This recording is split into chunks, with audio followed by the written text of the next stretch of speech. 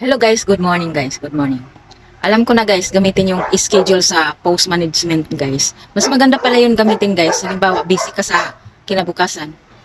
Pwede mo na mag-record ngayon para i-post mo siya. Para ma-post kinabukasan, naka-schedule na siya guys. Doon sa post management guys.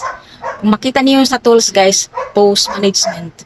Doon kayo makapag-schedule ng mga post nyo.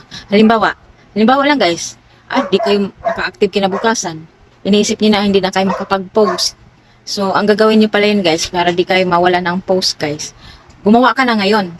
Tapos, i-schedule mo sa kinabukasan na oras. O, diba? Ganun lang pala paggamit ng post management guys. Kaya, kung may nakita kayong mga post ko dyan, na matik yun sila guys, galing yun sa post management. Naka-schedule ako alas 6. Ngayon naman guys, gumagawa lang naman ako para ma-post ko. Meron ako naka-schedule na ma-post siya ng 6 a.m. Meron siyang, i-schedule ko din siya ng 9 a.m. Tapos, tanghali.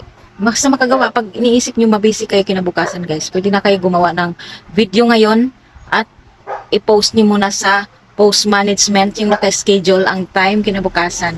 Yan guys, na paraan guys, na hindi tayo mawala ng post araw-araw. O, diba guys? Yun lang po guys. Tingnan nyo to guys, oh.